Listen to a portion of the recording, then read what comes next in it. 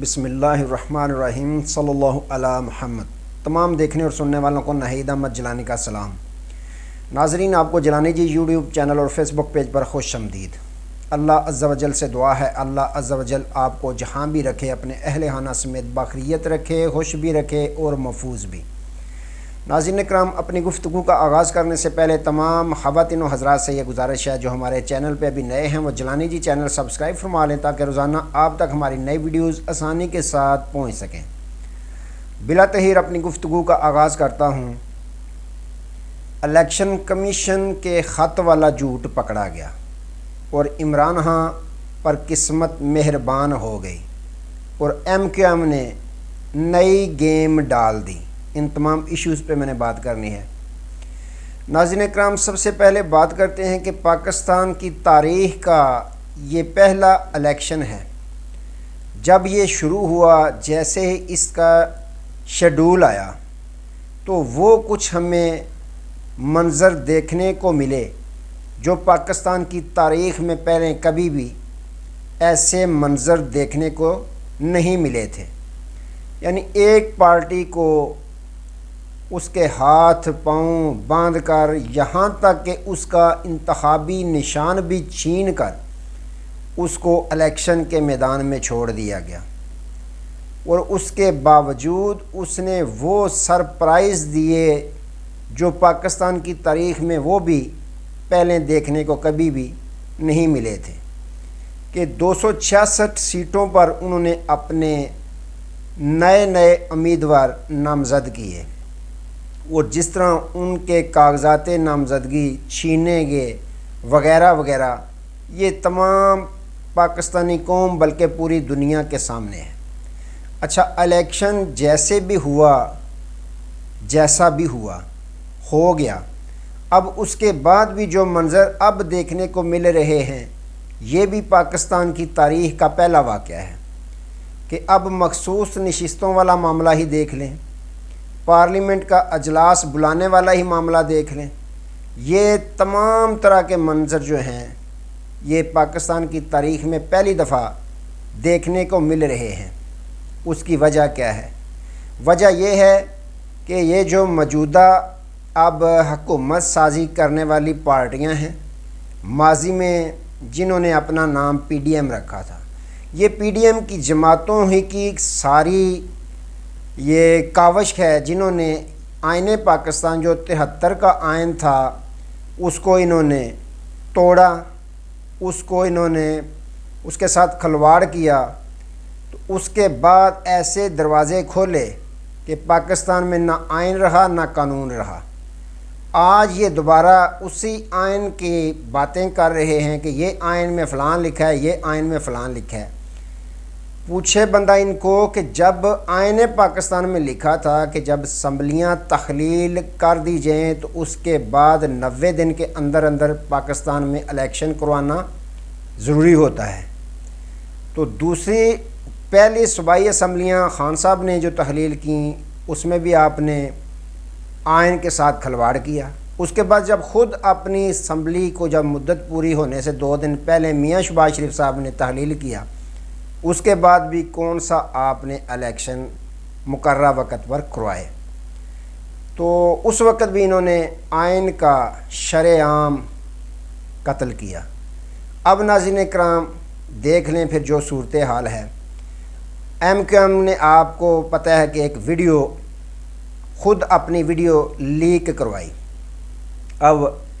مصطفیٰ کمال صاحب نے یہ الزام لگا دیا کہ یہ ایم کیو ایم لندن نے کروائی ہے، لیکن یہ اچھی بات ہے کہ تصدیق انہوں نے کر دی کہ ہاں ہماری یہ جو آڈیو یا ویڈیو لیک ہوئی ہے ہماری تھی، ہم اپنی میٹنگ میں بیٹھے ہوئے تھے، باتیں کر رہے تھے وغیرہ وغیرہ۔ لیکن ناظرین اکرام، یہ انہوں نے خود کروائی ہے، لیک کروائی ہے، کیونکہ اگر چوری بنائی ہو ویڈیو تو آپ کو بخوبی علم ہے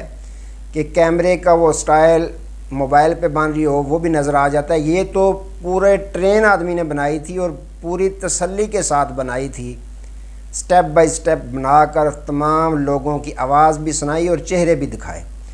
اب اس کے پیچھے راز کیا ہے، حکمت کیا ہے، وجہ کیا ہے کہ انہوں نے یہ کیوں اس طرح کیا؟ تو ناظرین اکرام جو میرے ذہن میں آتا ہے اس کی وجہ یہ ہے، دو وجوہات ہیں اس کی۔ پہلی تو یہ ہے کہ انہوں نے یہ بتا دیا کہ جیسے یہ شہباز شریف صاحب کے پاس گئے، ان کو انہوں نے گھاس نہ ڈالا۔ اب ان کو غصہ تھا کہ جب بقول اعتزاز احسن صاحب کے کہ نون لیگ کو جب مطلب ہوتا ہے یہ پاؤں پکڑ لیتے ہیں، جب مطلب نکل جاتا ہے یہ گریبان پکڑ لیتے ہیں۔ تو انہوں نے جب دیکھا کہ یہ تو ہمیں اب کچھ گھاس نہیں ڈال رہے، تو انہوں نے کہا کہ لوگ تو پہلے ہی ان سے نفرت کرتے ہیں، اور جو پارٹیاں اس وقت سڑکوں پہ ہیں، احتجاج کر رہی ہیں، G D A, P T I, Jamaat Islami, لبیک وغیرہ وغیرہ، ان کو مزید تیش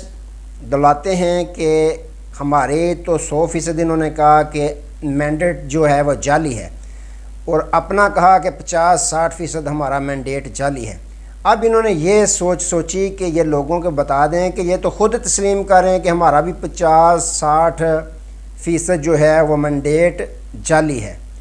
تو یہ بتا دیں تاکہ لوگ مزید ان سے نفرت کریں، اور مزید جو پارٹیاں دھاندلی کا رونا رو رہی ہیں وہ احتجاجی مظاہروں میں تیزی دکھائیں۔ دوسری وجہ یہ بھی ہو سکتی ہے کہ انہوں نے مس کال کی ہو، جو موجودہ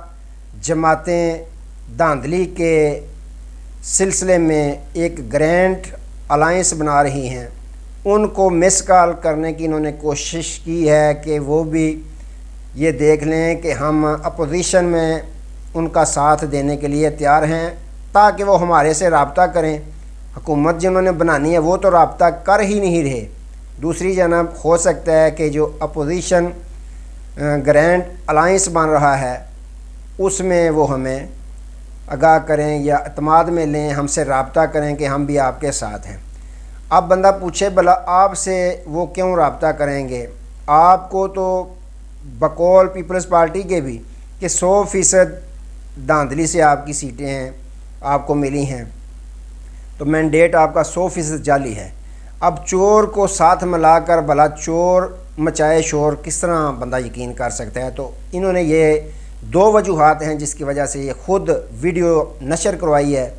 کہ عوام کو بتا دیں، سیاسی پارٹیوں کو، دوسری جانب کے اپوزیشن والے ہم سے رابطہ کریں کہ آپ بھی ہمارا ساتھ دیں، احتجاج کریں وغیرہ وغیرہ۔ تو ناظرین اکرام، جو پاکستان تحریک انصاف ہے وہ تو ان کے ساتھ کبھی بھی ملاقات نہیں کرے گی، دوسری جانب وہی دوسری دیگر جماعتوں کے ساتھ رابطے کر رہے ہیں، گرینڈ الائنس کے متعلق بات چیت کر رہے ہیں باقاعدہ، تو ان کے ساتھ کسی نے بھی بات نہیں کرنی، کیونکہ انہوں نے ہر ایک کا اعتماد جو ہے وہ اس کو ٹھیس پہنچائی ہے۔ تو ناظرین اکرام، بات کرتے ہیں دوسری جانب کہ الیکشن کمیشن آف پاکستان نے ایک خط کا ڈرامہ رچایا کہ جو سنی اتحاد کونسل ہے انہوں نے ہمیں خط لکھا تھا کہ ہمارے کسی بھی امیدوار نے جنرل الیکشن نہیں لڑا، لہٰذا ہمیں کوئی بھی مخصوص نشستوں کی ضرورت نہیں ہے۔ تو حامد رضا صاحب نے باقاعدہ یہ جواباً ان کو بتا دیا ہے کہ یہ جو خط لکھا گیا تھا یہ صرف سنی اتحاد کونسل، جو پاکستان سنی اتحاد کونسل کی جماعت ہے جس میں اب پاکستان تحریک انصاف نے بھی شمولیت اختیار کی ہے، یہ خط صرف ان کو ہی نہیں لکھا گیا بلکہ تمام جتنی بھی سیاسی جماعتیں ہیں ان کو خط لکھا جاتا ہے، ہر دفعہ لکھا جاتا ہے الیکشن کمیشن کی جانب سے کہ جو جنرل الیکشن میں خواتین کا 5% کوٹہ ہے اس کے مطابق آپ نے خواتین کو ٹکٹ جاری کیے ہیں یا نہیں کیے۔ جنہوں نے اس کوٹے کے مطابق ٹکٹ جاری نہیں کیے ہوتے تو پھر اس کو کیا کرنے کا اختیار ہے الیکشن کمیشن آف پاکستان کو؟ اس کو اختیار ہے کہ وہ اس سے انتخابی نشان چھین لے، جس طرح پاکستان تحریک انصاف سے چھینا گیا ہے۔ تو یہ ان کا اختیار ہے، وہ اس پارٹی سے انتخابی نشان چھین سکتے ہیں۔